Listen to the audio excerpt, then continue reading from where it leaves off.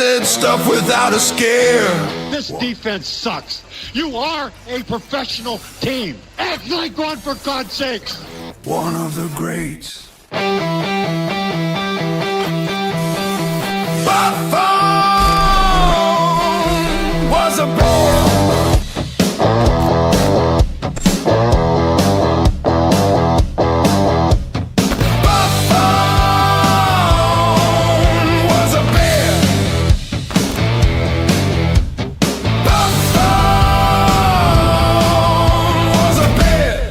He was a Chicago Bear. Now at the barroom for year 9, knowing winning is the bottom line. John Buffone continues the legacy. He's got Doug's pedigree. If you look at this team and this quarterback and this coach, if it's not going to be now, when? And John does it with 2 pros, Alyssa Barbieri and Danny Shimon. Buffone, 55 years old Bear, covering all the team's affairs. Buffone, 55 years old Bear, covering all the team's affairs.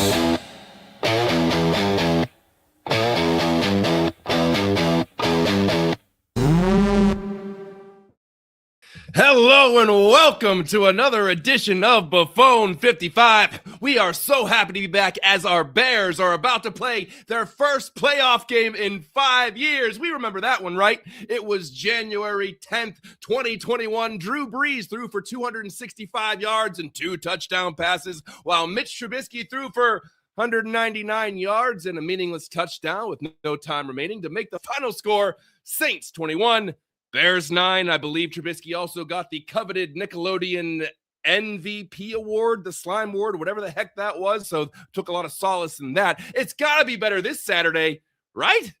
But listen, it has been a great season. But if the Bears don't beat the Packers in this first playoff game of the Ben Johnson era, it'll be like you did everything right throughout the entire season, except for the one thing you really wanted to do right. It's like you see a perfectly wrapped Christmas present, and when you open it up, it's a bottle of Brute by Fabergé. Anyway, Aldo wrote that joke. I'm not going to take credit for that one. Anyway, let's talk about how we got here. Danny Shimon is here with us today. Danny, are you a Brute guy? You wear Brute? Or we don't have Danny. We don't have. Did he leave? We're bringing in Claus. All right, we're off the rails already, and I love it. Listen, Danny's going to be here in a second, but filling in for Alyssa Barbieri, who is out tonight, is Pete Kowalczyk. He is better known by friends, family, and on social media as Claus. Claus, how you doing, buddy? Welcome to Buffone 55. Man, thanks for having me. I am doing great. I'm doing awesome. I'm ready for this Bear game on Saturday. Another Saturday night, Bears versus Packers, primetime game. Shocked it's on Saturday night. Super excited it's on Saturday night. But we're ready to get this rolling. Playoff game against the Packers. Come on, baby. Yeah, how did you react to them being on Amazon Prime on Saturday night? Did that seem odd to you? I think the Amazon Prime thing is very odd. I don't understand why it's not on network TV just in general. It should be on network TV. All playoff games should be on network TV, at least ESPN or ABC. I'm glad to know that they're going to play it in Chicago. It's going to be on Fox, so that's great to hear. But being on a extra subscription service is unnecessary to me. And then Saturday night, man, the game is the Sunday night has to be the one. Now, I heard Michael Wilbon today talking about Saturday night. The networks and the teams and the NFL figured out that Saturday night is better spot than Sunday night. That's all good and grand, but the Bears just played on Sunday. It's a short week. They're the 2 seed. Why are they not on Sunday against the Packers, the greatest rivalry in sports? It belongs on an NFL Sunday, not a Saturday. So I am surprised by that. Yeah, and everyone who's ever watched this show knows that I hate primetime games. Not that, playoff games are going to be primetime no matter what, but the night games, I don't know. They kind of scare me, especially a Saturday night game. I can see the Sunday night game. And this is probably, I don't know if the NFL was throwing a bone to Amazon, because I'm sure this was a coveted game for, Fox and ESPN, whoever's doing. I'm glad they're not the Monday night game. I'll tell you that much. I don't like the Monday night the playoff very much, because then I got to go to work the next day and I could be really ticked off. But I want to start with this, because we're going to jump into the game here in a little bit. But listen, Claus, if you would have asked me in September, hey, would you take the Bears hosting a playoff game after they won the NFC North? I'd be like, where do I sign up? I don't care what the circumstances are. I will take a playoff game. And if you're an objective football fan going into this game, you're probably thinking, no, it's good that they're the 2 seed. You probably want to be playing Green Bay without Micah Parsons, and they're banged up, and you'd rather be playing Green Bay than San Francisco or Seattle or even LA. But it's Green Bay, and it's your biggest rival. The trash talk has ramped up immensely throughout this 2025-26 season. They're up on the all-time series, 109-97, and there was 6 ties for you math people out there. But so now you're looking at it and you're like, listen, if they would have won the division and they're hosting a playoff game, and they maybe get bounced by Seattle, or they maybe get bounced by San Francisco or LA, hey, the Bears are still ahead of schedule. No one picked them to win the division. They hosted a playoff game. They had a great year, and this is something you can build on. But if you lose to Green Bay in Chicago at Soldier Field in the playoffs, whenever you're seeing the ascendance of Ben Johnson and Caleb Williams, that kind of just leaves a sour taste at the end of a season that was so sweet up to that point. What are your thoughts on playing Green Bay in the playoffs? Well, I love the matchup of Green Bay. I think when you look at it, it makes a lot of sense schematically. I think it's going to be a close game again. It's round 3. We already play them. It's a common opponent, and you always want to beat the Packers. But it does feel very loaded. This before the season, we were talking about a pre-show. I was so excited about 10-11 wins, right? We talk in September, we hear 10-11 wins, division champs. I'm all in on that. But you go 2-4 in the division. You lose at home against Detroit. You lose a shootout against the 49ers, which you actually feel good about that game coming out of it, right? But Iceman Alora is a little bit tarnished here. He's warmed up a little bit. He's not as icy as he once was. And I just want to be able to see him get back to his spot where he's able to get that Iceman moniker back out here and have a really successful win. Now, if they go out Saturday night and you win this game, oh, what a season, man. Yeah. What a season, right? But the division, you win the division, but you lose most of the games and you get swept by a team that had nothing to do or needed to win at all. It doesn't make a lot of sense to me. It was a really hard one to watch because they just looked flat. Yeah. So you have to be able to bring the juice on Saturday night. You got to be ready to roll. You know the crowd's going to be ready to go. And it just feels more loaded. It's heavier. It's way heavier than if they would have played another team in a different division. Yeah, it feels like much more than a wild card game. And I see Danny joined us here, and Danny, we're talking about the intensity of Green Bay being this playoff game, because as we said earlier, if they lose to a different team, you still say they're ahead of schedule and they had a great season. But it's Green Bay, and it's a team that has, been rubbing your nose in it for the past 30 years. And now on the flip side, it's going to make it all that much sweeter if you're able to top this season off with a win over Green Bay and go into the divisional round, and you get another home game in the divisional round. Danny, what are your thoughts about the Bears hosting Green Bay and the implications of what that means? Yeah, the implications are huge, especially for the fan base. And like you guys mentioned, probably in terms of the hype around the matchup, the third time these division rivals, these arch rivals are going at it this season. I think that even adds more to the climatic, intrigue about this matchup. But for me, this was the matchup I wanted personally. I wanted the Packers mainly because, they come in obviously on a 4-game losing streak. They're walking wounded here. So of all the possible first round matchups, Green Bay was a team I wanted. Now, I hope we are having some this is a team that the Bears should match up with and should be able to beat come Saturday night. All right. So you came back there, Danny. You're cutting in and out a little bit. Hopefully that connection stays strong. I want to jump into this game, and I want to start with the defense because they gave up 40 points to the Niners in that Week 17 game, although it was a good shootout, and that was encouraging from the offense. But they really couldn't get the Lions off the field despite only giving up 19 points. Claus, I want to start with you. How much of this do you put on Dennis Allen? And I'm hoping, at least on the offensive side of the ball and the defensive side of the ball last week, that, you know what, they went into it with a preseason type game plan where it's like, hey, let's be vanilla. Let's not put too much on film. I know it's the last game of the season, so you probably have plenty of film, but I'm hoping they went into it with a pretty basic game plan, and then they started ramping things up. At least that's the fan in me hoping that. What do you see? What do you see from this defense?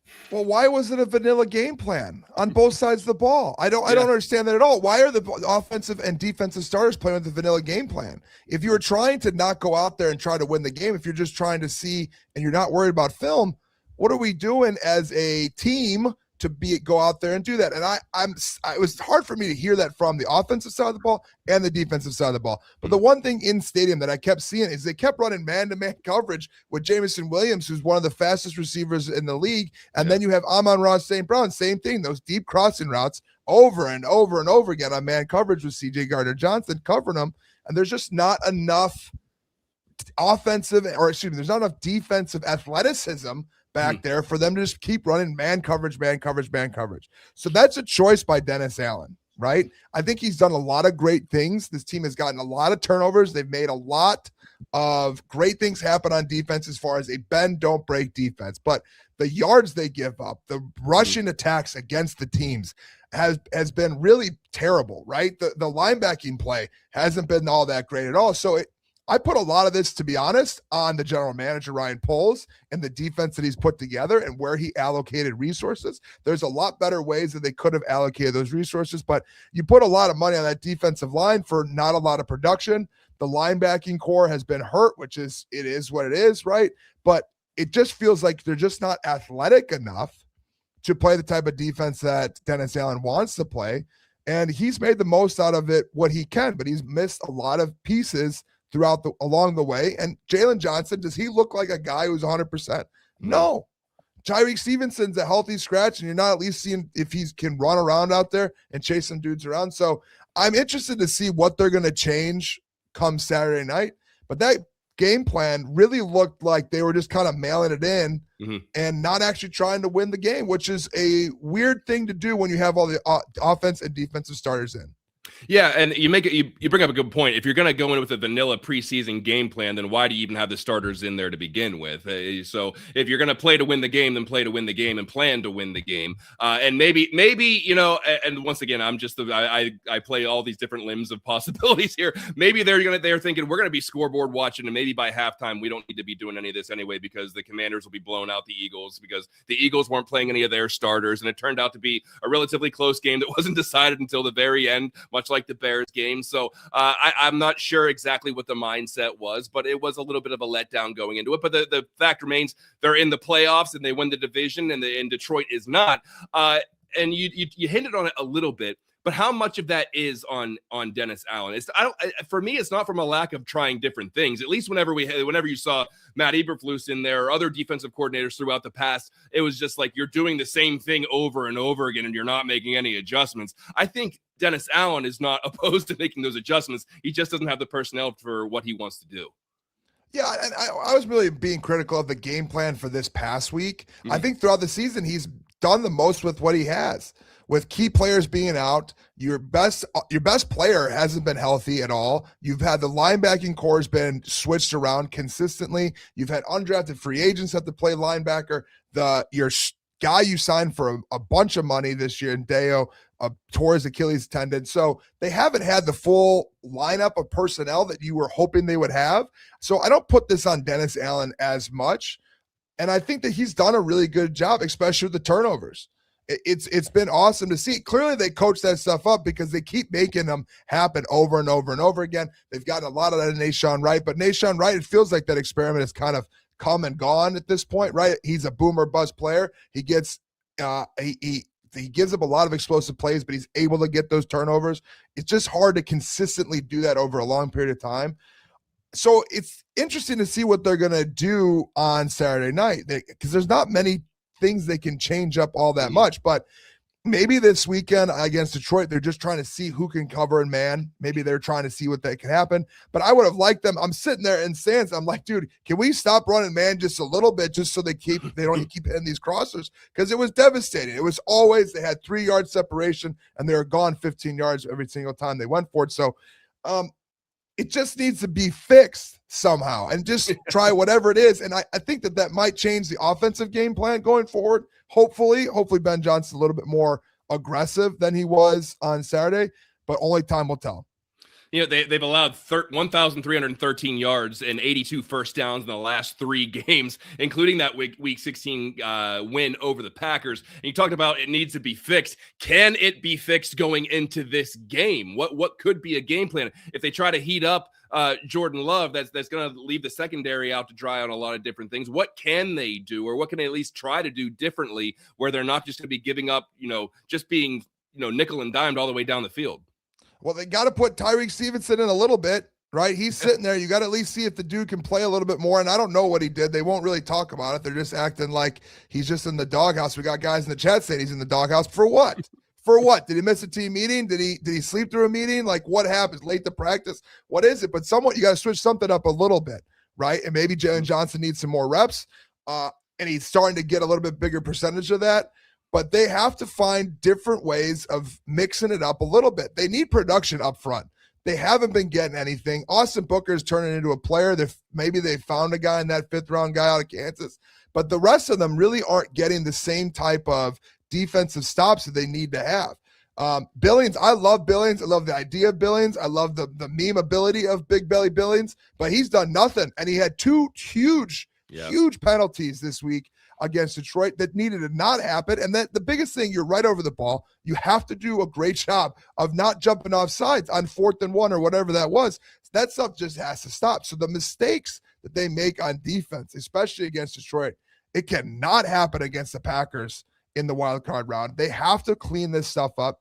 So is it fixable? I don't know. But it's been bad for a while. So I don't know if it's fixable. It's just how many holes can you plug in the bucket to stop the water from spilling? You got to get the punter out there on the field for the Packers. They can't be allowed to just march down the field and hope that they miss a field goal, right? That seemed like the game plan. They only held them to 19 points, but it felt like they could have scored 40 if they were able to convert a couple of those 3rd downs later in the game. But I don't know if this is fixable. I hope it's fixable, and I hope they come up with something creative so that they're able to stop the Packers on Saturday night. And they gave up some big plays to the Packers this year in both of their meetings. That we saw Christian Watson running free on a lot of those plays, and I don't know exactly what happened or what the breakdown was in the secondary, but something that might be able to help the Bears out this week is that Kyler Gordon was a limited participant in practice today. Things are trending towards maybe he plays. We're still not sure exactly what's going on with C.J. Gardner-Johnson. What are your thoughts on either one of them? Do you think that they'll play, and if they do, does that move the needle at all for you? I think that CJ looks like he's not going to. I mean, that concussion looks pretty brutal, right? He was stumbling. They had to hold his arm on the way out. That looked pretty rough. So my expectation is that CJ Gardner-Johnson does not play. That is just a feeling on what it looked like coming off the field. And I hope that Mr. Glass, Kyler Gordon, does play. We need him out there. The Bears need him to play. There's no other time to do it. It's the Packers. It's the playoffs. Dude, tape it up. Whatever that is a hamstring injury, right? He re-injured it during a warm-up. So it's don't let him warm up. Just have him go out there and see what happens. And, they didn't warm up for D-Day. You know what I mean? There weren't dudes stretching when they're storming the beaches of Normandy. You get out there and you play ball, man. The Bears need him. Chicago needs him. They got to figure this stuff out. So I'm more hopeful for Kyler Gordon over CJ, to be honest. And hopefully that could solve the problems. If he can get some valuable snaps out there and shut some of these guys down, it would be huge for the Chicago Bears. I pull a hamstring getting out of bed now, so I need to warm up. Maybe some of these guys don't. It's going to be and we'll get into this, but bear weather's coming up now. You and I may have different ideas of bear weather because I don't like it, but that's coming from me. Danny, I see that you're back. We're talking about Kyler Gordon. Trying, man. Sorry, guys. I'm on my phone now. Get out of your bunker and get some reception, man. I mean, I tell you, man, it's horrible. whatever. I'm throwing you right into the fire. How much does Kyler Gordon help this defense that has been, getting slashed the last couple of weeks? Well, he can't hurt. I mean, we saw last week, right? They try to play up man coverage, and CJ, Garner Johnson, love him. Obviously he's in concussion protocol, but he's not a man cover guy. He's a safety. He's a guy that can play some nickel, but not on speed of receivers. And Gordon coming back, that will give them an option, someone that they could match up against Christian Watson, especially when they line him up in the slot. So I think that's a huge get if he can come back. Now, how healthy will he be? Jalen Johnson's out there playing, but everyone could tell Jalen Johnson's not the same, right? He's still not 100%, but he's out there gutting it out, trying to be out there for his team. But the hope is with Gordon coming back, some reinforcements there, because obviously last week and the week before versus San Francisco, the Bears were getting killed by anybody basically lining up in a slot and being covered by CJ Gardner Johnson. So the hope is he can come back, he can help. But I'm sure you guys have discussed this. The injury for him when he got kicked out or got hurt during pregame, that really he's a big like kind of Swiss Army knife, if you will, for Dennis Allen, where he can line him up all over the field. He can line him outside at corner. He can line him inside at slot. He can blitz him off from the slot. He can line him up as a linebacker. So he gives a lot of Dennis Allen a lot of flexibility. You can line him up in all different kinds of looks and really disguise what you're doing. As we saw last week, guys, Dennis Allen wasn't disguising much. Even against San Francisco, there wasn't disguising much. Now, unfortunately, they couldn't get pressure with 4 guys, so he had to bring some extra guys. And when he was doing that, they were getting burned by that those receivers there. So the hope is he comes back and he's good to go, and he can provide some boost to that depleted secondary right now. Yeah, we're talking about the defense because there's going to be such an emphasis on that defense, because in playoff football, it's can you get off the field? Can you get off the field on third down? Can you get your offense the ball back? Because every possession in playoff football is so important. You don't want to give up a 75-yard drive, 80-yard drive. You're taking 4, 5, 6 minutes off the clock, and meanwhile your quarterback's sitting on the bench. I want to go around the horn here. Who needs to play big in this game, whether it's defensive line, linebacker, secondary? Claus, who do you think needs to have a big game for this defense to prevail and the Bears to have a real shot? The $100 million man, Montez Sweat. Where's Montez Sweat been? They pay him a lot of money to make big-time plays and big-time sacks. It's time to hit Jordan Love a couple times, man. They need pressure up front. It starts up front. I think the offense has done such a great job because the offensive line has done amazing. The defensive line, same thing, needs to start up front. And Montez Sweat makes too much damn money to not hear his name called at all. So it's time for him to step up and have a big game. He needs a sack and a half, a couple tackles for a loss this week. And if he has a great game, this is a good spot for the Bears. So my guy, Montez Sweat, needs to figure it out and get it together. Danny, how about you? Obviously, putting some pressure on Jordan Love would be huge because they haven't had a whole lot of success doing that throughout the entire season. Who do you think needs to have a big game for this defense to have a good performance? Yeah, I'm right there with Claude. I was going to say Montez Sweat, but just kind of change up a little bit. I'll give you a different name. It's got to be Gervon Dexter. Again, similar things what Claude is saying. Everything starts up front, right? The defensive line's got to bring pressure. Obviously, Sweat, 10 sacks. Gervon Dexter's second on the team with 6 sacks. Those are 6 of the quietest sacks I've ever, or can remember here from a Bears player. So, if Tez, I agree, it's got to put the pressure, and then the next guy has got to be, Gervon Dexter. He's a guy that's got to produce here. And again, if you bring 4 guys and you can provide some pressure on Jordan Love, who, again, coming off of 3 weeks, he hasn't played since that last Bears-Packers game. So if you can put some pressure on Jordan Love coming back in his first game back, just get him a little uncomfortable. Even if you don't get the sack, move him off his spot there and make him a little bit uncomfortable. You could get an errant throw. You could get some incompletions. If there's an errant throw, there's an interception, and you get turnovers, and then the next thing you know, you get the momentum, and everything can snowball then on the Packers. So the defensive line definitely is the spotlight's on you. Claus's guy, Montez Sweat, and my guy would be Gervon Dexter. We're going to talk about the slow start for the Bears offense here in a second, but I want to pose this question to both you. And Danny, I'll start with you.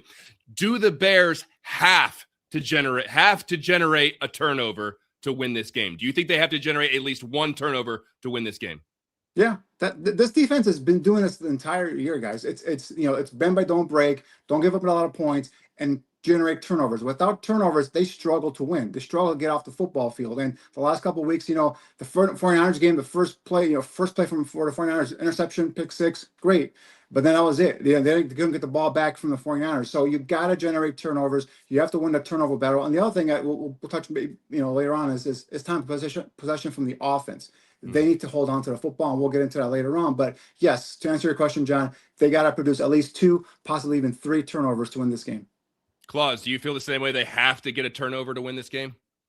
I don't think they have to get a turnover. I think they need to score more points than the other team. I think that's the bottom line of this, right? And I think this is an offensive regime. It's time for the offense to step up. I would like to play the defense to not give up 1,000 yards. That's a big deal to me. I think that they just give up way too many damn yards on big time downs too many times. If that comes from a turnover, perfect. But no, I don't think it doesn't have to be a turnover. It has to be getting off the field on third down. And that is really the struggle. They need to get the punter out there too. They're getting these turnovers. They had a big turnover last week. The offense wasn't able to capitalize off that turnover. They had a big pick six against 49ers, can't get off the field except for that one pick six. So the turnovers are awesome, and obviously it's a big benefit, but we need the punter out there too for the Packers and not just the turnovers. You spoke about the offense not taking advantage of that. Over on the offensive side of the ball, the biggest issue with the Bears offense in recent games has been the slow start. And we actually have a soundbite here. Here's what Caleb Williams had to say about what gets him going early on in the game. Seeing the ball caught, whether it's a deep pass, a short pass, whatever the case may be, seeing the ball caught, and then just telling myself, small details, the footwork, keeping my base up under me, and all these different things, help me get off to a good start, and then, allowing the guys to get into rhythm, allowing myself to get into rhythm, and then, from there, we got a good shot to win the game. Danny, I'll pose this question to you. How important is it knowing what we know about the defense and knowing what they're capable of giving up on the defensive side of the ball?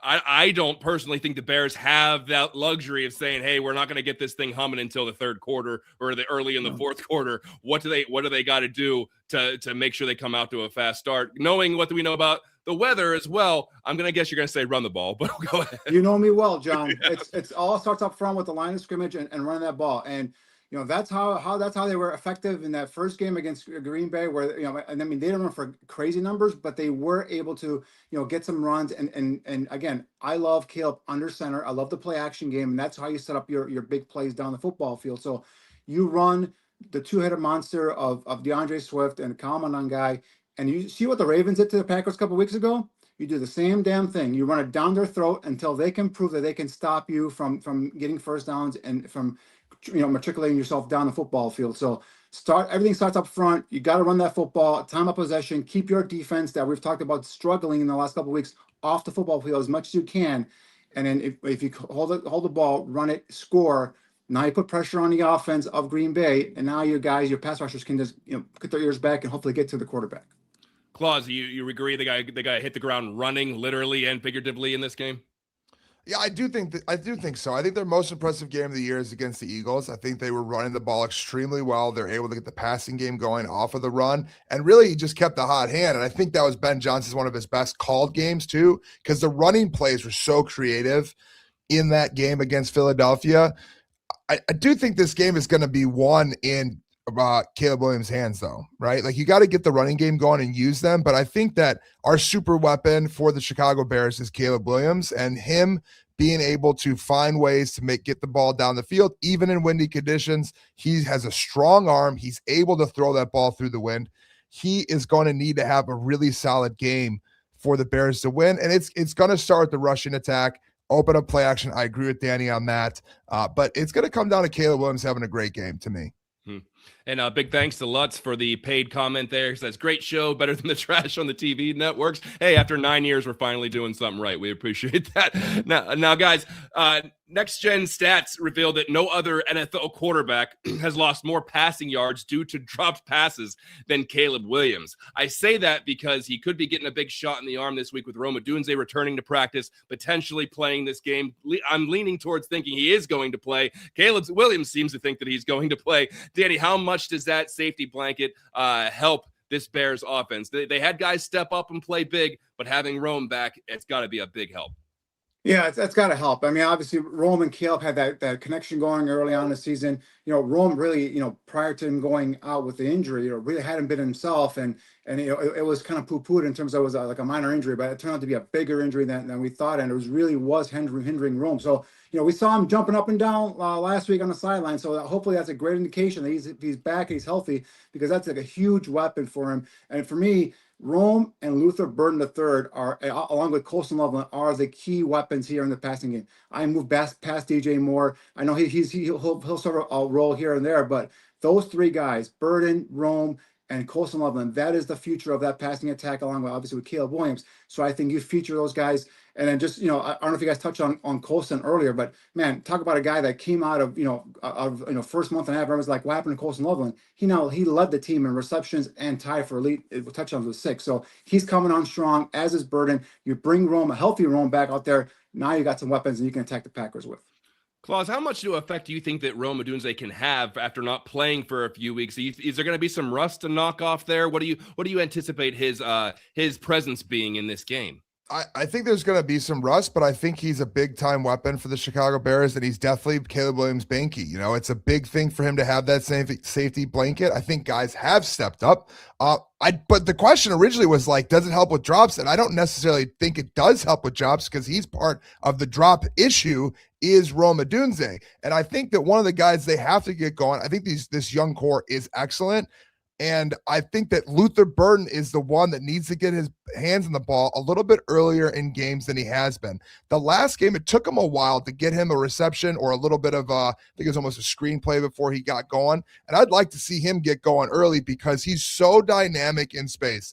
And so you could get a little drop off to him and get him moving in space and catch a couple first downs early in the game, get him rolling, and then that'll open up Rome to a deep shot down the field. So I think that getting Luther in early, I think that adding Rome releases the pressure on the other two young bucks in Colson too. Colson is excellent, man. Colson is excellent. And early in the season, everyone's writing him off because Ben wasn't using him. Well, Ben wasn't using Luther either. This is the future. That core group of guys is the future for sure. And I think that you touched on that, Danny. I think that DJ's on his way out. I just don't see the future of DJ Moore and the Chicago Bears going forward. And I think that these young cats will be the ones that really help the Bears be an explosive offense, hopefully on Saturday night in prime time on Prime. Yeah, and Colson Loveland being unfairly compared to Tyler Warren right out the gate, and they're saying, "Oh, you took this guy over Tyler Warren. Look what he's doing in Indianapolis." And then you finally see why the Bears drafted him and why Ben Johnson wanted him. I want to take a question here from the chat room. This one's from Cliff. He says, "You guys think that Ben is scared of trick plays after that between Komet's leg fiasco?" Danny, for me personally, I don't think Ben Johnson's going to be scared to pull anything. It's the playoffs. That old adage: the last game of the year, can't hold anything back. And so is there going to be a possibility where we see some of those gadget plays in certain situations?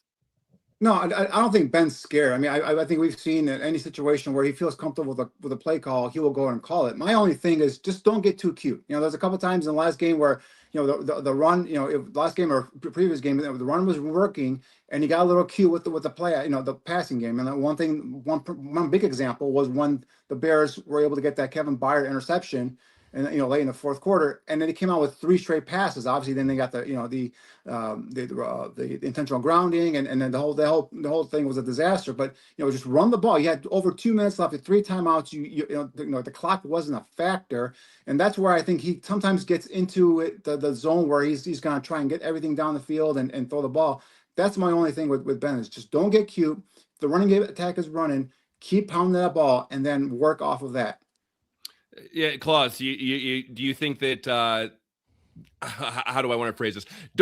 How cute can the Bears get this week?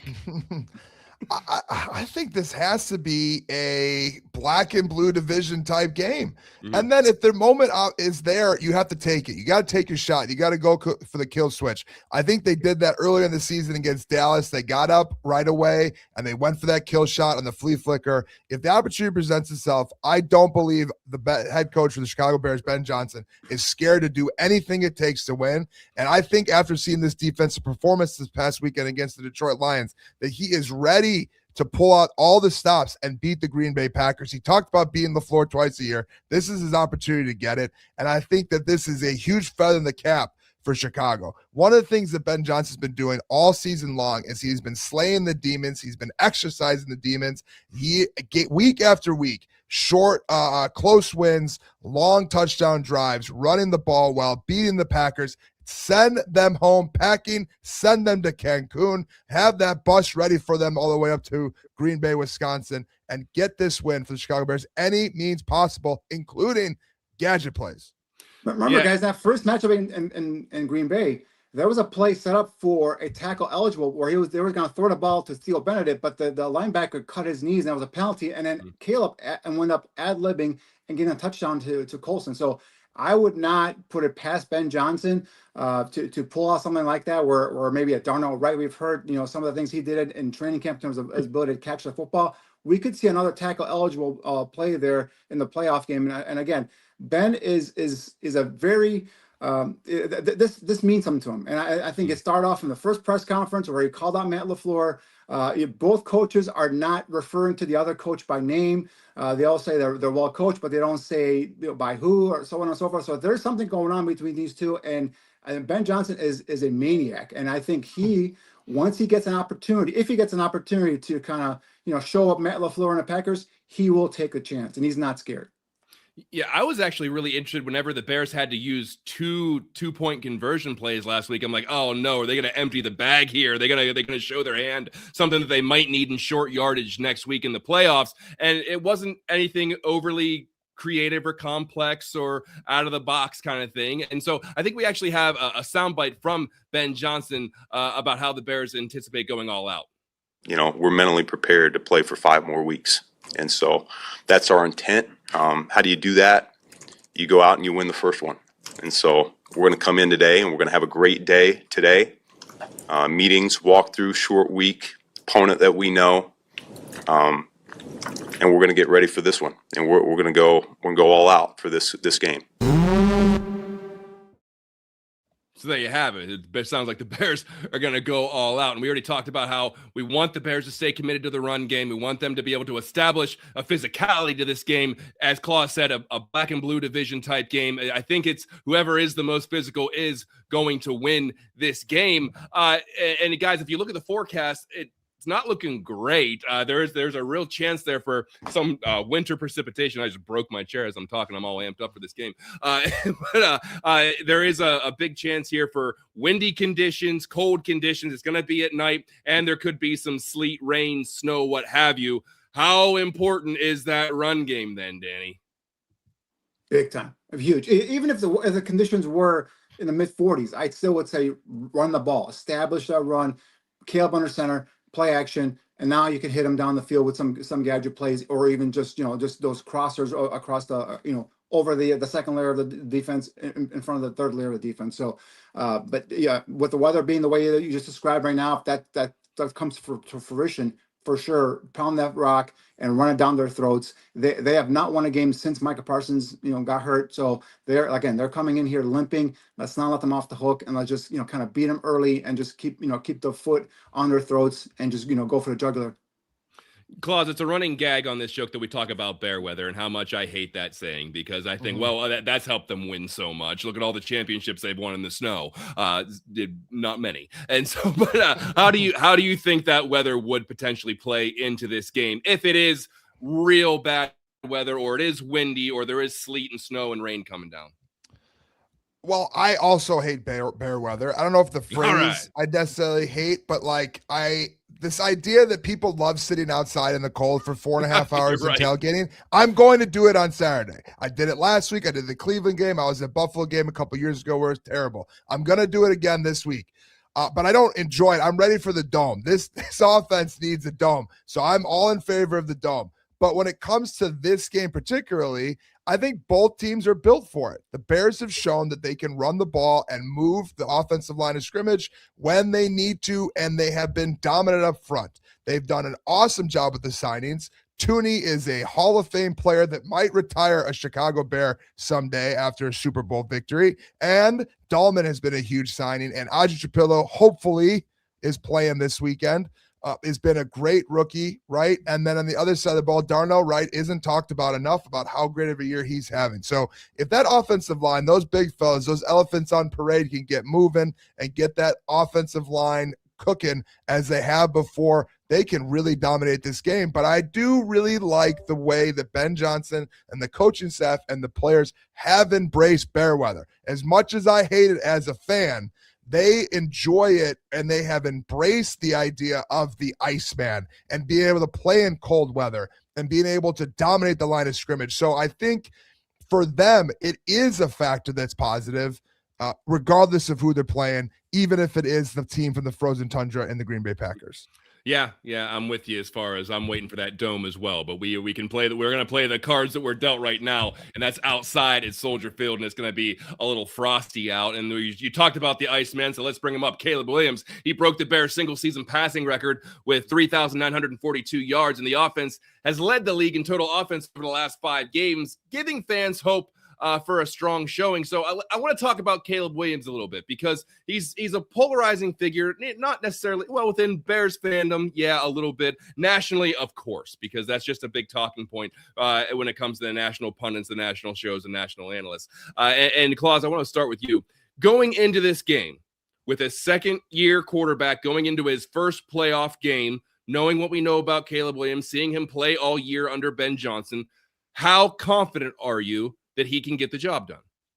I'm extremely confident in Caleb Williams. I think he's a gamer. I think he plays better when it's bigger conditions. I think he has embraced being the guy that can march down the field. The last 2 games he hasn't gotten it done. That's an honest thing. But those 6 games where he did do it, and even into last season when he was able to figure it out, that Green Bay throw was one of the greatest throws I've seen in NFL history.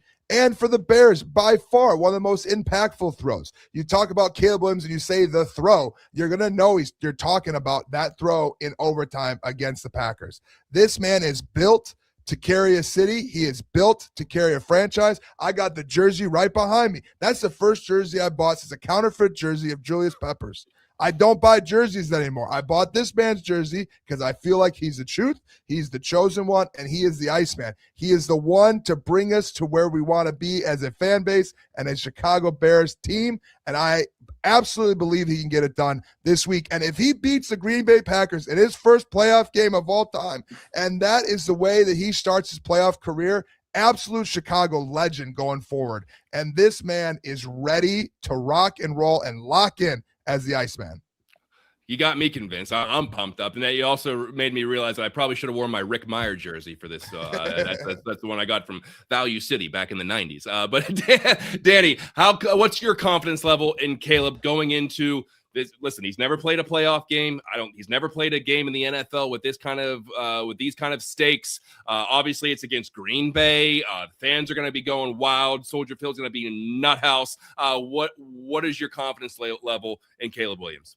I'm pretty confident. Now, Claus gave you the fan perspective. I'll give you the analyst perspective here. For me, it's he's a guy that's definitely gotten better. It's night and day from what we saw last year, right, under the previous regime. Mm-hmm. You see him, from week 1 to week 2 to even now, like the confidence he has in the pocket. The confidence he has at the line of scrimmage, calling the play in the huddle. He's in total command at the line of scrimmage. So this kid is getting better and better. The talent is immense. He's got the ability to make every throw in the NFL. My only concern is with this particular game, is he going to be a little bit amped up in the beginning? Could there be a couple of balls that sail over the receiver's head? Could be an interception. That's my only concern. And the other thing that I think he needs to work on, maybe not something that he could resolve this season, maybe into in offseason and next season, is just his deep ball accuracy.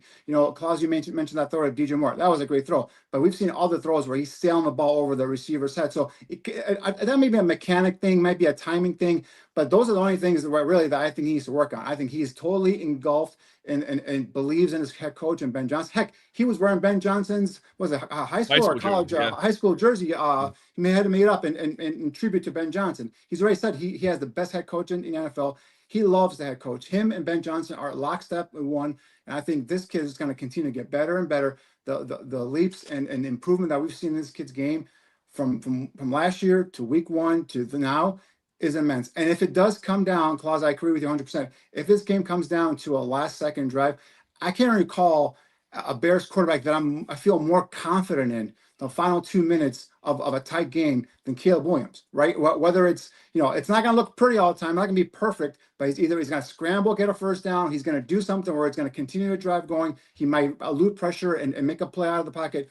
But this kid just loves those final 2 minutes of a game. He loves to have that game on his shoulders. He thrives in pressure. And that's something that is very important, especially for a quarterback, especially for a franchise quarterback. So, there's some improvements he's got to get better in his game. But overall, leaps and bounds in terms of improvements. And I do have confidence in him to pull us through this game. Can I just rebuttal on something there? I think that his deep ball has improved greatly over this year, right? I think he has 11 touchdowns of the deep ball throws, the most touchdowns in the NFL. Someone can say I think it's tied for it, but I think 11 is the most on those deep balls. I don't know the yardage exactly. I think it's the intermediate stuff that he has trouble with, or the shorter passes, the touch plays. That Luther Burden slant last week where he just put way too much heat on that ball. I feel that is more where he's struggling as of late, is just the simpler stuff, the big time plays. He feels like the last couple of weeks has really gotten that going. But over the season, at least from a touchdown perspective, the deep ball has gotten better. It's gotten better over the season, but it's still not there. Like, say, for example, if you look at Drake May throws a beautiful deep ball, one of the best deep balls in the NFL. And that's what I'm talking about, right? So, from week 1 to week 2, it has gotten better, right? We remember that week 1 game against Minnesota where he sailed the ball over a wide open DJ Moore down the left sideline there. So that's what I'm talking about. It's gotten better. And the other thing is in terms of, yes, some of the intermediate throws, that's what I'm talking about. He gets a little amped up, gets a little hyped up early in the game. The adrenaline's pumping. He's only human, right? That happens to all of us, right? So that's where I just take a deep breath, calm down, start him off with some running game there. And then also he talked about in this clip we just saw, he likes to see those, the ball getting completed. It's like a shooter in basketball, right? The first couple of shots go in, now you feel confident. So get him a couple of easy throws, whether it's a quick out or a couple of, slip screen throws where he sees the receiver make the catch, he gets a completion, and then you move on with some of the other throws. But yes, overall, he's gotten better, but he's still not there yet. So, Danny, you're talking about you're more confident in Caleb Williams than you have any other Bears quarterback. You're trying to say you're more confident in Caleb Williams than Jonathan Quinn, Shane Matthews, and Craig Krenzel. Don't forget Moses Moreno. And Moses Moreno, that's gonna be that we could have a whole hour debate on that. McNown. We could have an entire show on former Bears quarterbacks because there's been so many. I want to talk about the defense that Caleb Williams will be going up against because for Green Bay with Micah Parsons being out, the Packers are hoping that Rashawn Gary would step up, but he hasn't had a sack since October. Danny, put that analyst cap back on. What do you think this offensive line can do against this Green Bay defensive line, who is without their best player that they invested a lot into as far as trading and to a contract extension? What do you think about the Bears offensive line going into this? We touched on it earlier, right? Bully ball, man. Just bully them off the spot, move them off their spot against their will and just kind of break their will early on with that run game and have that offensive line dominate. Now, we talked about it earlier, Claus, again, the game against Philadelphia. That's the first time I had seen in a while a Bears offensive line dominate a very damn good defense. And then that's what I want to see here is just impose your will, run the ball down their throats. And then when you have them reeling, then go with the big knockout throw, which is, whether with a Caleb touchdown or run or whatever it is. So that's what I want to see. I want the Bears offensive line to impose the will against this defense that comes in again reeling. Wyatt is out, the defensive tackle, he's out. Lucas Van Ness, I think he's playing. He's been injured, banged up the last couple of weeks as well. Obviously, Micah Parsons is out for here. But remember, with Micah Parsons in Green Bay, the Bears were getting after these guys. They were that second half. The Packers defensive linemen were huffing and puffing, had their they had their hands on their waist and they're breathing heavy. So just continue to do that without Micah, without Devontae Wyatt, maybe without Lucas Van Ness, and just take their soul, run it down their throat, and play bully ball. I want to follow up on that real quick with you, Danny, because if they are able to get protection, they're able to run the ball. How important will play action be in this one? Because I think that's been a huge tool for Caleb Williams for this offense. And if they're able to establish that run and kind of push the defensive line off a little bit, they're gonna maybe bring those edges in, and maybe you're gonna bring the linebackers in a bit. How much do you think play action will be a part of this? Huge. I'm a big play action guy, John. You've heard me over the years spout this over and over again. I feel like a broken record. Under center, Caleb under center, play action, draw up that second level of defense. Even if you make them hesitate a split second, that gives guys like Luther Burden or even Colson Loveland run a little hook route. Now you got big plays down the middle of the football field. So that is huge. But again, you have to establish the run, or at least threaten that you're going to run the ball, and then that play action comes into effect there, and that's where those big plays come there as off of your running game. I want to talk about a holistic approach to this team right now going into the playoffs. And Claus, this is a question for you because the Bears are ending the playoffs on a 2-game losing streak. They haven't, they haven't lost a whole lot of games this year. So what do you chalk this up to, and are you concerned about it? Is it a team that's, that's tired, or is it luck running out, or is just, they were bound to lose one of these close games? What do you chalk that up to? And does that affect you at all as far as what your thoughts are them going into the playoffs? Because for me, it's like once you get into the playoffs, everyone's 0-0. It doesn't mean a darn thing what happened in the regular season. Everyone has the same record and everyone has the same odds essentially. But how much does these last 2 games affect you, and what do you think happened? They do look a little, the last game they looked a little tired, but I think it's a vanilla game plan. And I don't think that they were necessarily trying everything they could to win that game. That part I don't understand. I don't know why that was the decision that was made. And I hope that they shed some light on that game plan for against Detroit after the season's over. But the Bears are 0-2 the last 2 games. The Packers are 0-4 the last 4 games. The Bears' last win is against the Packers. The Packers' last win against the Bears, and now they play the first round of the playoffs. We really have no idea what's going to happen. Both these games are super tight. It came down to an interception thrown on the 5-yard line or whatever that was for Caleb. In the first game in Lambeau, came down to overtime in Chicago in Soldier Field. So hopefully the home field advantage is huge for the Bears in this game. And I think as a fan base, we have to do a good job. If you are going in stadium, you need to be silent in the stands when Caleb Williams is under center. I'm in heated online debates about this right now, but that is a way that fans can impact the game. You need to be quiet and let the offensive play. And then when the defense is on the field, you are as loud as humanly possible, chanting your ass off, standing up, making a ruckus. But it is going to come down to being able to execute the offensive game plan and getting the defense off the field for the Chicago Bears. That is how it's going to actually win the game. The 0-2 going in, it's not as important as not executing well in those final moments of both those games. They had an opportunity to win in San Francisco, can't pull it off. They had an opportunity to win against Detroit late where they get a turnover. You have a 4th and 5. Caleb had that terrible intentional groundings that derailed that drive. So they have to find ways to execute the offense, get the defense off the field, and continue to make plays happen down the stretch, and then they'll win this game. But I'm interested to see what it's going to feel like in stadium because I have a nervous energy about myself in this game, and I want to have this big bravado about how it's going to go, but I don't know how it's going to go. And I like that we have a psychopath at head coach, and I like that we have a quarterback who is bought into the psychopath, and I like the tandem of both of them, and I trust that we have the right guys in that Hallis Hall to get this done, but no idea what's going to happen on Saturday night. You talked about Claus. They're winning. I can tell you right now, the Bears are going to win this game. I like that. Thank you, Dan. You're going to be having a lot of beers. You're going to be partying after the game with all your friends. Yes, yes. So we'll be talking about another playoff game next week. I'm telling you. That's great. Listen, you fixed it, Danny. I'm not nervous anymore. I like that. You said that straight faced right away. I love that. Yeah, I don't even got to watch the game now. That's good. And Claus, you brought up about the coach, and we're a Bears podcast, but overall it's a football podcast as well. And usually this time of year, we're talking about, okay, who's going to be the new coach for the Bears? What Danny's been giving us mock drafts since September. Who are they going to take? Who's the new coach going to be? And so we got a question in the chat room. It wasn't about the Bears, but it's like, what are your thoughts on? I think it was from Cliff. What are your thoughts on John Harbaugh being fired today? And usually this is something that us as Bears fans are talking about as a coach being fired and who are they going after. But I right now I'm about 45 minutes from Baltimore where I'm at, and a lot of fans were thinking, it was time for this to happen. I grew up in Pittsburgh. A lot of fans are thinking it was time. It's about time for Tomlin to leave, and so eventually a message can go stale. Eventually that, the rah-rah, same message over and over again without results, it starts saying, okay, you say the same thing every year and we haven't won a championship. We haven't won a big playoff game.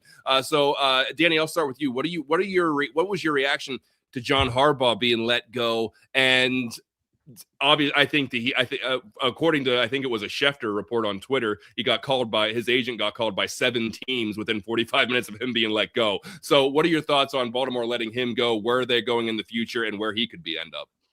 Well, it's two parts. First of all, John, I agree with you. Like all these firings are happening yesterday and today, and I'm like, it feels good. It feels kind of weird that we're talking about a game. Actually firing anybody, the Bears aren't, requesting to interview anybody, and then we're all fighting over, why are they interviewing this guy? Why are they interviewing that guy? Bears are good. Bears are good. They have their coach. But yeah, John Harbaugh, like that was a surprise to me. And I understand the whole, it gets stale. The message gets stale. It's been 18 years. But guys, if you look at this coaching pool, it's not that great. It's not that great, right? Could you find a Mike Tomlin, a diamond in the rough? Sure, but man, it's not somewhere where it's not a coaching pool that I'm going to fire my coach that's won a Super Bowl, that's been successful, and to go get who are you going to try and get? So that's the thing I want to ask the Baltimore Ravens is, why did you fire? Maybe I know the why, but why, like, who are you going to go after and get now? But because the grass isn't always green on the other side, right? That's the thing that we have to keep in mind here. But in terms of Harbaugh, like for me, if I was him, 18 years coaching in this league, maybe take a step back, maybe take a year and just go do TV, enjoy your life a little bit, kind of re-energize yourself and get back into a team. Because if you look at it right now, if you look at the openings, would you say Atlanta, the Giants? I mean, which one would Baltimore's the best job, but he just got fired from there. Right. That Baltimore's got the MVP right? quarterback, right? So that's the one he got fired from. So I don't know. It's like maybe just take a step back, take a year off, do TV, whatever you got to do, travel with your family, and just re-energize your batteries, and then come back and do what Andy Reid did, right? Find another second franchise, and then do your next run with them. So I think he's one of the better coaches in the league. He's gonna get offers right away. I mean, hell. Raheem Morris got fired, and he's got 4 interviews already lined up, and he's not a great coach, but his team won 4 in a row at the end of the season. But teams are like, hell, we'll bring him in. Kevin Stefanski, he's a guy who's won Coach of the Year twice. I think he's a little overhyped, right, because of those Coach of the Year awards. He's not a great head coach. He's a good offensive mind, and he's getting his doors being knocked down by every single team that needs an opening. So that's the thing with the Ravens now. Good luck, unless they have something cooking that we don't know about, maybe someone in the college ranks or something like that. I was a little shocked to fire him. Claus, Matt Nagy's getting calls. Do you think that he? So listen, I don't want to wish that on any franchise. I don't want be you. Matt Nagy, go ahead and be you. If it's going to be powder blue with Tennessee, I don't get it with Nagy, and I don't wish anything bad against him. I'm partially Hungarian as well. So my family name is Nagy on my mom's side. So I got no problem with the Hungarians here. I wish him well, but I'm glad he's not coaching the Chicago Bears anymore. That's for damn sure. It's an interesting coaching pool. I think Stefanski is interesting to me. I think that someone's thrown up Flores' name in Baltimore. I actually kind of like that pairing there. I think Flores deserves another shot. He's a dynamic defensive play caller. I like that the Bears have an offensive play caller as their head coach because you see these guys moving and losing offensive coordinators or their whatever. It doesn't really matter, right? If the Bears lose some coordinators, it's okay because you still have your guy in Ben Johnson. He's the franchise. So it is going to be a really interesting pool because, does Declan Doyle fit into any of these spots yet? I don't know. Maybe. I mean, maybe they think that he's the next whiz kid. Who really knows? But he's not making any play calls. So it kind of feels like a Nagy type situation where you're putting him in spots by association rather than the actual results of what his framework is. And I am glad the Bears are not in this in this area. Marcus Freeman's the name that's out there. I know Notre Dame just packed up a brink truck, but like if the NFL comes calling, if the New York Giants call you and they're like, hey, come be the NFL head coach, maybe that's a move for him. You know, Dable's floating around. I don't think he'll be a head coach immediately, but he's a really interesting offensive coordinator in that regard. So it's going to be really wild to see how many openings are there? 7 now, 6 or 7? As of now, yeah. It's crazy. Yeah, 7, right, with the Ravens, yep. Right, and Tomlin can still get fired, right? Green Bay's calling for LaFleur said, I think that's wild. That's insane. I hope they fire him insane. because I think that'd be hilarious. But I think it's crazy talk that there's fans up there that want to get rid of him. Put down the new Glarus beers and just enjoy with it. He even got a good football coach up there, right? So it's going to be wild here to see what happens. The one assistant on the Bears staff that I do not want to see leave and could get a DC position is Al Harris. Yeah. That's a guy that guy makes a difference everywhere he's been. And obviously Dallas today fired Eberflus. Surprise, surprise. So I think he's obviously he has Dallas connection. You know, that could be something where he could take a look at being a defensive coordinator. That's the one guy that I do not want the Bears to lose. I thought wasn't there beef there for them not hiring him as the DC and they hiring Eberflus? I thought there was something. I read something. Yeah, I mean, I think it's if you have a coaching tree where guys are getting hired, it's a positive for the franchise and the coaching staff in the sense of like you're doing good things, right? But you see what happened in Detroit and they lose both their guys. And then what? You're screwed, right? Because now Dan Campbell's on another one, but then he still found a way to beat his protege twice. So I think for the coaching tree of Ben Johnson is going to be wide and vast, and I think they're going to continue to find guys who want to come coach under Ben Johnson because like an Al Harris, that it'd be really hard for him to leave. But if he gets a promotion to DC, well, someone else is going to want to take that role and win under Ben Johnson and learn how to be a head coach. The same thing with Declan Doyle. If Declan Doyle gets a head coaching job or gets a couple interviews here, it's going to be positive for Ben Johnson's coaching tree to have guys continue to get promoted. So I'm not as upset about them leaving. Al Harris would be terrible to leave. I think Bieniemy has been an amazing running backs coach. I know that he could be a guy who could get an OC role at some point, but I think he's done wonders for that running back room and gotten the most out of them. Where I thought I was a get rid of Swift guy. I thought they needed more running back. And now I'm like, re-sign him. Go for it. Keep the 2 guys we have. Let's slow down on that re-signing Swift thing. Let's slow down.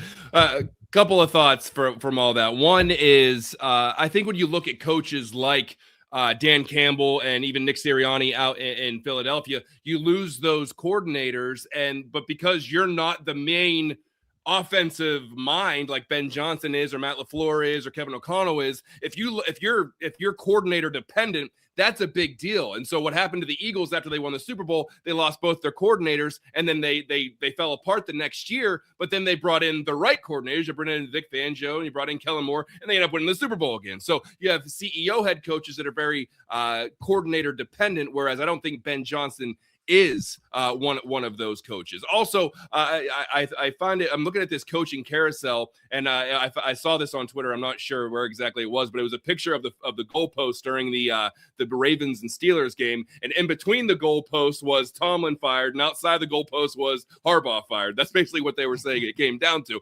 But when you look at this coaching pool, and maybe Mike McCarthy gets another look, he would at least be a stabilizing hand in a bad situation. I can see him going to Cleveland. At least he would maybe stabilize the roster. Maybe they're not going to be great, but everywhere he goes, they're at least good or average. But I think it's one of those things where if you're a GM who is comfortable in your role and you feel like you have a little bit of leeway and you maybe have 2 or 3 years, maybe you do go look for the next whiz kid, like one of these hot shot coordinators who maybe isn't quite ready to be a head coach, but you're allowed that runway for 2 or 3 years for him to find his footing and then start developing that. But if you're a GM like in Miami or in a place where they got rid of the head coach, but they kept the GM's under a good amount of pressure to get that right and get it right now. And so maybe you don't have that 2 or 3 year runway. You got to go get somebody that can inject into it now.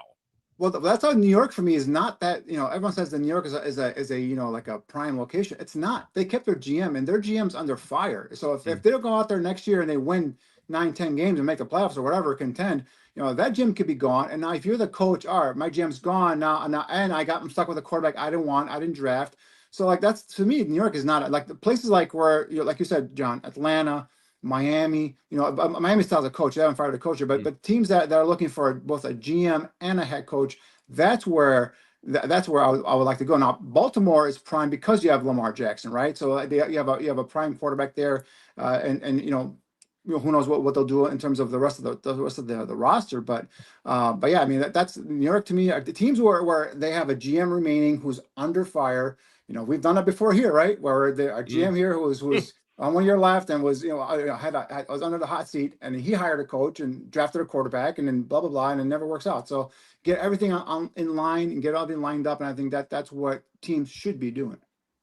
Yeah, the New York job that GM, I can't believe that the stuff they have on tape on him and saying out loud in the public, and the stuff about Saquon and the stuff about neighbors. I can't believe they kept him. But Baltimore, the stability in the ownership group and the general manager, that really feels, and John, you said it, a very desirable job. I think that the players in Atlanta are also very desirable with Bijan. They don't necessarily have an answer at quarterback yet, but they have Drake London, and they still have Kyle Pitts had a career year. So I think that's a desirable job, especially with the young defensive front that they have.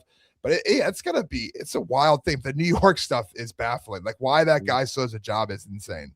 Yeah, and for Baltimore, I think we mentioned Flores from Minnesota is a candidate there. I think Flores is a big time candidate with the Raiders. I've heard Tom Brady bringing him in there, and then also doubling up with Dable as the offensive coordinator for him. That's something I've heard there as well. So, but I think Minter, the defensive coordinator from the Chargers, could be a primary guy there for the Ravens, because the Ravens, if they bring in a defensive guy to help fix the defense, they already have Todd Monken there, who's got that offense there humming with Lamar Jackson. I think that might be an angle they go for, unless again they have an inkling, or they've heard rumors. Maybe a LaFleur might come loose. Maybe a Tomlin might come loose. Maybe some guy from college, that might come loose, and they might want to go pluck. Signetti now is getting a lot of. He's in his 60s, so do you want to bring a guy from college in his 60s that's got a little bit of a quirky personality to deal with NFL superstars like a Lamar Jackson? I don't know if that's the way to go either. So we'll see. I mean, I would think, or you would think, Baltimore Ravens, who, like you said, Klaus, is a well-run organization, has an idea in terms of who they're targeting and who they're going to go get. I can tell you one thing. I'm just happy the Bears aren't part of this. I'm just happy the Bears are not in this conversation anymore. I was giving you guys scouting reports on these coaches and these assistant coaches. Well, we were doing those in like September when they lost like 10 straight games. Like, we're running out of stuff to talk about. Yeah, they lost again. Let's start doing mock coaching interviews. Let's do that. At least we have content this year. For the first time in a long time, we have content to talk about. So before we start going kind of wrapping things up, I want to end the show. We're going to end the show on a video that Aldo made, but it's about saying thank you to the Chicago Bears for this whole season. It's been, we expected a big jump. We expected a jump forward. I don't know if a lot of us expected this much of a jump forward. So it's been an incredible season to watch unfold. Before we roll that video, I want to go around the horn one last time and just talk about what you might be thankful for with this team in 2025. Now, hopefully, we're going to be back talking about a win, and we're going to be talking about them going in the divisional round at Soldier Field. But overall, going into the playoffs, putting a bow on the regular season, I'll start with you, Danny. What are you thankful for with this team? We just touched on it. I'm thankful we have a coach that I actually enjoy listening to his press conference, that actually I learn when I listen to him, that he tells me things about the team, about his strategy, about his thought process in the moment, whether it's a challenge, whether it's a play call, or takes accountability, not only for himself in terms of a bad play call or whatnot, but also for his team, and is a maniac, wants to win, and sets a level for this team in terms of, setting the culture, setting the precedent in terms of what he wants. And a guy that I've talked about earlier, he brings what I've been asking for here, someone who focuses on a physical brand of football in both the offense and defensive line. He's got the offensive line going. He's got to work on the defensive line for next season, but he's got, establishes the run, uses the play action and all that stuff. We finally have a head coach that we can listen to and rely on and believe in. Guys, this is the first time in my lifetime that I can remember that the Bears coaching staff outcoached a great coaching staff, right? They went into Philadelphia. They outcoached the Eagles. They went into San Francisco, and you could say they outcoached Kyle Shanahan and the 49ers. They didn't win the game, but they were going up and down that football field on the 49ers. So I think this is thankful. I'm thankful for finally having a coach and a coaching staff that I actually love, believe in, and have a faith in. Claus, you're in that stadium a lot. What are you thankful for this year? I'm just thankful for an exciting team. I'm thankful for an offensive team, a modern football team. I'm thankful for having a quarterback that seems like he wants the pressure and is able to succeed when those moments matter the most. But this is one of the most fun football seasons I've been a part of in the Bears fandom. I think that it's been awesome. And I hate the phrase of like playing with house money because it doesn't exist anymore with the Packers. Like this one feels like a must win. But why not the Bears, man? Why not the Bears? Why can't they make a run? And maybe it's the defense that undoes them in the long run. But why not them, man? I think the Bears have the right coach. They have the right quarterback. They have the offensive playmakers. They have the offensive line. Why not the Chicago Bears? Let's go on a damn run here. But I'm just having an excited football team, man. Something to be proud of, something to wear your gear out. I love seeing everyone rock the gear. I'm sure like I am, you guys are always walking around in Bears gear. I love wearing my Bears gear, but like, it's great to see people at work wearing Bears gear. You walk in through a restaurant and people wearing Bears gear. We're proud of it. I saw people in the chat. I'm proud to be able to wear my Bears gear without getting heckled. It's a great feeling. So just very, very thankful for this season. And I want to see it continue as long as it possibly can. Yeah, and I've said this on the show back when the Bears were not very good, is I love NFL playoff football. I get jazzed up just to watch the playoffs in the NFL. And for the majority of my life, I've had to differentiate, okay, there's the NFL season with all these great teams and great players and great coaches, and then there's the Bears season. They were literally two different things for me. I watch the Bears every week because they're my team. I love them. I'm going to love them till the day I die. But I never really associated them with these big time situations. I'm going to watch the Bears game, but man, I can't wait for the NFL playoffs. Now those two worlds have collided. The upside down has been blown off and the abyss is coming into the real world. Stranger Things reference for anyone who cares, is that they are merging worlds here. And the Bears are in the playoffs. And it's just so exciting that I get to watch this team in a big stakes game, which everyone else is going to be watching. And I can say, hey, my team is actually good enough to play in this game this year. This team was good enough to earn a spot as the number 2 seed in the playoffs, to host a playoff game and host the Green Bay Packers. Am I going to be devastated if they lose? Absolutely. Am I so thankful that they're actually in this position? Absolutely. That I get to go. I'm going back home in Pittsburgh this weekend to watch the game with my dad, who doesn't get to watch a whole lot of Bears playoff games, by the way. But we're going back there. I'm going to have friends over. They're Steelers fans, but I'm going to make them wear Bears jerseys. They're coming over. I got online. I went to Taste of Chicago, not a sponsor yet, but I got my Lou Malnati's pizzas being delivered out there. I got my Portillo dogs being delivered there. I got a bottle of Malort for whatever that's worth. I'm going to have an entire Chicago bar in my parents' basement in Pennsylvania. So I can't wait to watch this game. I can't wait to watch this team. Danny, you want to jump in there real quick? I got a question. Where's my invite? I come on and get an invite to come to. Get on a plane, Danny. Everyone's invited. Come out to Pittsburgh. I'm sure you'd rather be watching the game in Chicago, but we're turning Pittsburgh into a Chicago Bears sports bar for just one night. I'm so excited for that. I'm so thankful that we actually got a season that is in January and still active. We're not talking about coaches. We're not talking about draft picks. We're not talking about how bad this team is. We're talking about what are the odds that the number 2 seed Chicago Bears can beat the Green Bay Packers and then host another playoff game next week. There's nothing like that feeling. This is honestly, I could not have imagined this feeling back in September, and I just want this ride to keep going. I could not be more excited. But with that, we're going to throw it over to this video. Before we sign off here, I just want to thank everyone in the chat room. I want to thank everyone who's listening to this, whether it's the live version, the podcast version, the audio version, the video version, whether you're watching us on your phone, your laptop, your desktop, you're watching us on your Nintendo 64, whatever you're watching us on,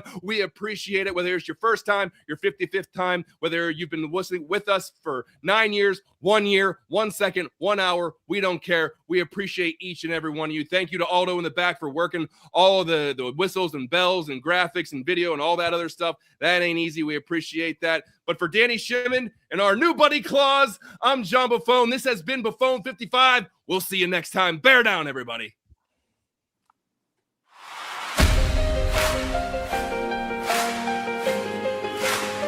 Don't look, see this like he's a cheer, blood. Yeah. Thank you, Chicago Bears. You are the heartbeat of this town. Every time you play, it's electric. We're with you on every down. Ben Johnson with a vision, yeah, he's leading from the start. Strong and steady, always ready with a playbook full of art. One more, we got. Hell yeah! We're calling Caleb the Iceman, 'cause the man stays pressure down. He leads, he escapes, he sometimes makes mistakes. He is me, but a super kind of me, and a big man on the O-line, right? And the new guys ain't nothing wrong. Protecting a QB, creating lanes for the RBs, turning effort into songs. And we rise up every time you take the field. This team feels like a promise, and that promise feels so real. Thank you, Chicago Bears, for the moments we'll remember, for the hope that fills this city, even deep into December. For the tears, for the tears, for the magic in the air, for the heart of all our game days, yeah. Thank you, Chicago Bears. What about the skill players? They about to add some crazy layers to how we play, how we win, how we celebrate. On the defense, it's a story of takeaways. When the other team feels sick, we got monsters making pigs sick. Up front, sweat brings the thunder. Quarterbacks don't stand a chance. Watch for Booker, he's got a hunger. Grady and the young bloods ready for some rants. And those LBs, them LBs, they got a certain expertise. The LB is sacred to our cause. That's the way it always was. This midway halfback, it's monsters. They got touch of monsters. And we rise up, yeah, the whole town for the spark. There's a pride inside the city. We're finally coming out of the dark. And we rise up, yeah, the whole town feels the spark. There's a pride inside this city. We're finally coming out of the dark. Thank you, Chicago Bears, for the moments we'll remember, for the hope that fills this city, even deep into December. For the cheers, for the tears, for the magic in the air, for the heart of all our Sundays, yeah. Thank you, Chicago Bears. This is more than just football. It's a force that binds us all. A tonic, a treat, and whatever you wanna call it. You Chicago Bears are back and we can't ignore it. Thank you, Chicago Bears, for the way you make us feel, for reminding us that loyalty is something true and real. For the run, for the score, for the love we always share, from our city to our heroes, yeah. Thank you, Chicago Bears. Thank you, Chicago Bears. Gracias, Chicago Bears. Thank you, Chicago Bears. Thank you, Chicago Bears. And dare I say, please win the Super Bowl. Go Bears! Better, best, never let it rest, till your good gets better, yeah, and your better gets best. Good better be. Never let it rest. It's gonna get better. It's gonna get better. It better get better. It better get better. There's on three. Launching downfield, going for it all. It is caught. Bears win it. DJ Moore. The throw of Caleb Williams' life. The catch of DJ Moore's life. What a scene.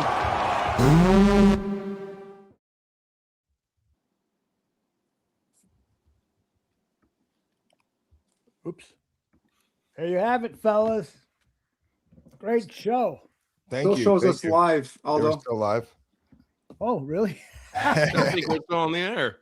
All right. Well, great show. Behind Good the night, scenes. everybody. Thank you. Oh, I see what I did. Oh, gosh. I can't play this again. Hold on a second. Everybody's still there, I guess. Yeah, we're still on. Yeah, they're still on. Cliff says we're still on. It's like the end of Ferris Bueller at the end of the credits. You're like, you're still here? Go home. The show's over. Exactly. Let me do this. Get that. Although, out. can I plug my stuff quick then if we're still on? Please do. Yeah, if you can subscribe on YouTube, Claws Up, Bear Down, and then also anywhere if you follow on social media, Twitter, Instagram, TikTok. I put up short content all the time, longer content on YouTube, but I appreciate all the support. It is Claws Up, Bear Down. We lock into all things Chicago Bears football. Thank you, Claus. Thank you, guys. Great job. Let me end the stream now.